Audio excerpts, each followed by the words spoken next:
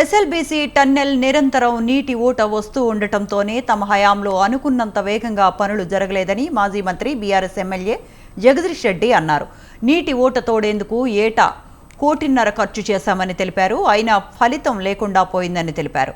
నీటి ఊటను ఎదుర్కోవటానికి తాము చేసిన ప్రయత్నాలన్నీ విఫలమయ్యాయని అన్నారు.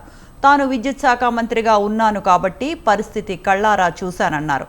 టెక్నాలజీ సరైనది కాదని ఆనాడే చెప్పానని గుర్తు చేశారు. నాడు సమైక్యాంధ్ర పాలకుల కుట్రల కారణంగానే ఎస్ఎల్బీసీ ప్రాజెక్ట్ నిర్మాణం ప్రారంభమైందని ఆరోపించారు.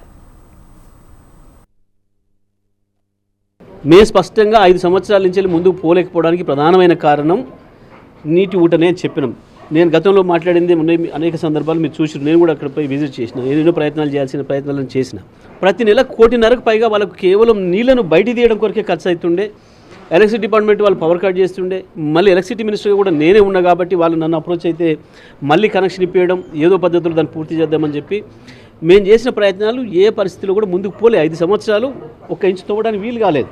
కేవలం నీళ్ళ వల్ల, అంటే వాళ్ళు పెట్టే టెక్నాలజీ అటువంటి దుర్మార్గమైంది.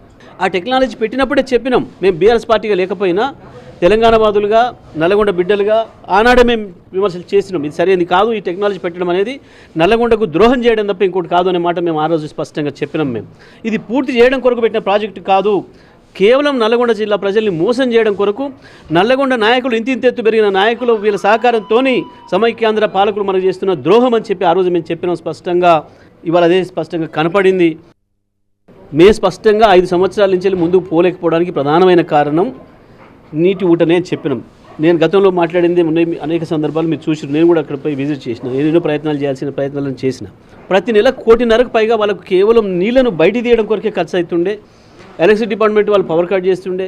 మళ్ళీ ఎలక్ట్రిసిటీ మినిస్టర్గా కూడా నేనే ఉన్నా కాబట్టి వాళ్ళు నన్ను అప్రోచ్ అయితే మళ్ళీ కనెక్షన్ ఇప్పించడం, ఏదో పద్ధతిలో దాన్ని పూర్తి చేద్దామని చెప్పి మేము చేసిన ప్రయత్నాలు ఏ పరిస్థితిలో కూడా ముందుకు పోలే. 5 సంవత్సరాలు 1 ఇంచు తవ్వడానికి వీలు కాలేదు.